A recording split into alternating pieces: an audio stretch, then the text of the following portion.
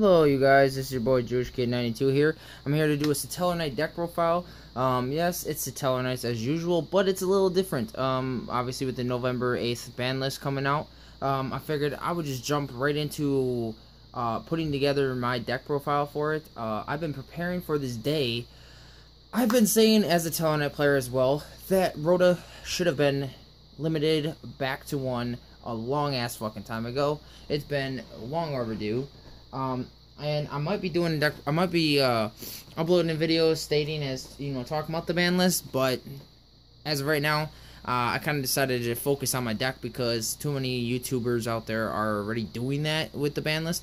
So, I kind of figured let's just, jump right into it. Most people are probably not even thinking about putting their deck together yet.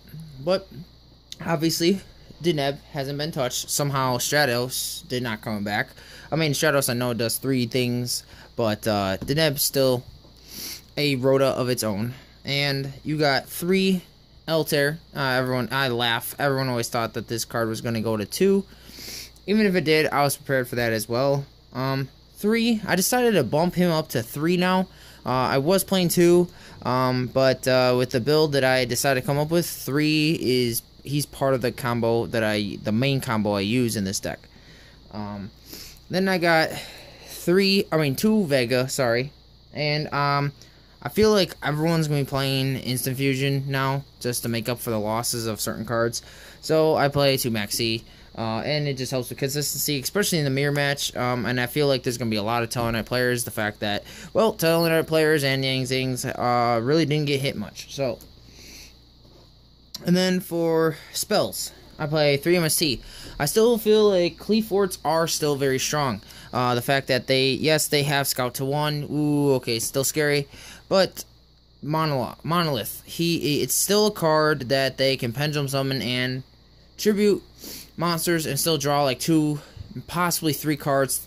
I've seen Cleafort players playing Egyptian god cards. So, towers might be gone, but they can still play Obelisk or Slifer, and Monolith will still make them strong. So, I still feel like these 3, the MSTs at 3 is important, especially in the mirror match. It's just very strong overall.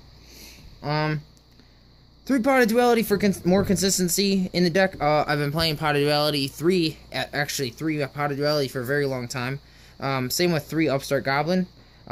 Just helps with the consistency, and I just get to every combo piece I need. And then I play 2 Instant Fusion. This card just, it's just broken. It's ridiculous. It just gives you extra plays, recovery, anything you need. I took, for the loss of Rhoda being at 1, I took the other one space of Rhoda and put a 3rd Unk in and put a 2nd Instant Fusion in.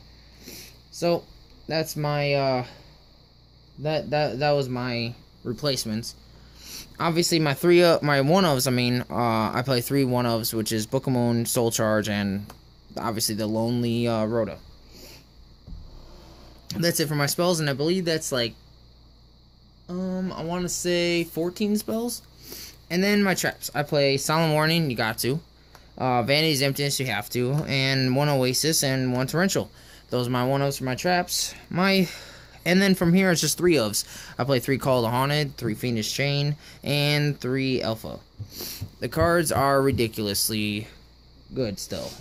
So I feel like you have to...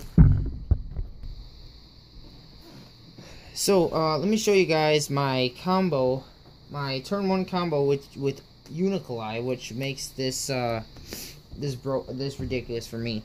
This is my favorite combo of this build. I just go Unk and send your favorite card for Satellarknight players, Deneb, to grave. Go Instant Fusion, and then you go Norden, and you bring out Deneb, and then you go into Delteros,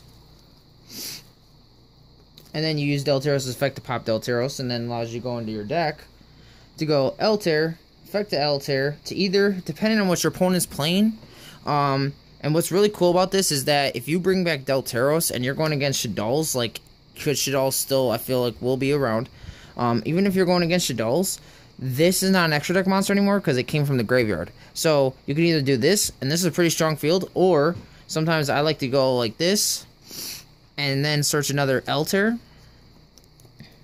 And then I set my back row that I have, and then I go into Tsukiyomi, and then affect the Tsukiyomi to send one card from your hand, detach, and then draw 2 more cards. So literally this play is like ridiculously strong. I just thinned out my deck by so many cards. It just helps with the consistency of this deck, and the fact that Rhoda is at 1 come November 8th, this play will probably be even stronger, will be even more useful. I did this even before the Rhoda going to 1, which allowed me to draw Rhoda so much more faster, obviously, because you got more copies of it. The probability to draw it. So yeah, that's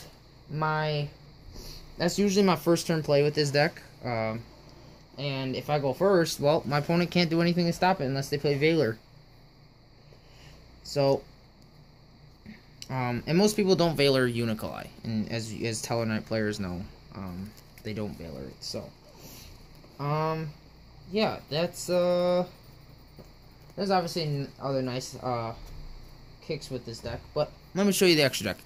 I got 1 Cowboy, 1 Dweller. I'm thinking, throughout playtesting of this deck, of this build, now the fact that Burning Abyss and Shaddoll's are kind of weakened, Burning Abyss is pretty well gone, and the fact that Necroz is hurt pretty badly, I'm kind of contemplating to take this out for another Delteros, but I know Yang Zings still get hurt pretty badly by that. You gotta play the number 80 Rhapsodian, still strong against the mirror. Double Castel. I feel like, Exton's gone, so, well, why not play double Castel still? I was still playing it even when Exton was around. I play 1 Emerald, the 1 Tsukiyomi, the 1 Telemias. Obviously, everyone's talking about the Infinity guy. I'm prepared for him come January as well. I got the 1 number 86. You gotta play him. He's your auto win. You got, and the fact that Towers is no longer existing, he's even better to have. 2 Trivir still, and the 1 Delteros. Like I said, I'm gonna try to get a second one, I think, and take out Dweller, because side frames against this deck is pretty strong. They're not like unbeatable. My idea for it is I just set all my back row first and then wait a whole turn so my back row is alive, especially alphas, and then I'll go in and then they try to stop me and I'll just negate their side frame guys. But this guy, it says your opponent cannot activate cards or effects when you normal or special. So when you normal or special your monsters, side frame player cannot try to activate their monster effects from their hand to negate and stop your plays, or even or on your normal summons, because, well, Deltero says so. So, it's like a Shockmaster against them, so it's really strong. And then you gotta play the 1 Diamond. Wishdall's a Burning Abyss weakened. I still don't think that they're gonna not be played. I still feel like they will be played. So, 1 is fine. Also, it's still good against Infernoids. They can't Reasoning. They can't Monster Gate. So, I still feel like the card's pretty decent. And then I replaced one. I play 2 Nordens now. I replaced one of the. I put another Norden in this deck in place of the Exton spot. So like I said, he gets me just Delteros much faster, and he's just that helps me a lot, especially against side frames. So my side deck. Now, my side deck is really focused on Infernoids and Cosmos. Cosmos not being my terrible matchup, but, my worst matchup. Infernoids is my worst matchup, but still, I feel like whatever I side against Infernoids, I pretty much side against Cosmos anyway. The 1 Thunder King for the mirror and spellbooks, because Fate's at 3 now, or come November 8th, my bad. 3 Lancia, which is always good to have. It's good against side frames. I've seen so many different builds of the same deck, but different tech cards. So, Lancia is good against side frames, Cosmos, against Infernoids. Any one of those. And then I got 2 Retaliating Seeds, because like I said, I feel like Necros and Shaddoll players will find something to continuously play those decks, even if they're hurt pretty bad. So, and I feel like just one of these is just enough to kill them. And, it's also a great card to have against Infernoids. They drop Reasoning, and they just lose with this card. Aside the one Regeki, I don't main it. I just think I think it's still good against any Pendulum decks out there, and I don't feel like, Cleaves are not a huge threat, but they can be. So I feel like just the one Regeki in the side deck, the Regeki in the side deck is a good choice. Now this is something new that I decided to add, which was 2 breakthrough skills. With Cyber Dragon Infinity coming around the corner, not far from now, but I know it's not out, but, there's other cards and monster effects, like Prophecies, and I feel like Sylvans, I don't know why, but I feel like Sylvan players might come out. People might start playing Sylvans again, just because the meta has been kind of affected severely with this list. So I feel like people might try to go and play Sylvans because of the consistency that they do have, and I feel like since they have a lot of monster effects, this is another great card to have. It's also good against the Mirror. It's great against Prophecies. It's great against I could do it against Psyframes as well, against their Overlord. Their what is his name? Omega. Thank you. I just spaced for a minute there. But Omega, their Synchro. And then 3 Debunk. Now, this card, oh yeah, breakthrough skill against Yang Zings. That's another reason. But debunks. Yang Zings, is especially Psyframes.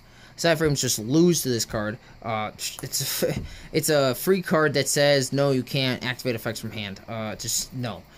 So that's always nice. And then you got 3 Iron Wall, which is a blowout to Cosmos. And I know with the Strawman coming out and all those other ones coming out, it still hinders the deck. Iron Wall's still a great card against them. If they can't remove, they can't play. So it's just always a great card to have.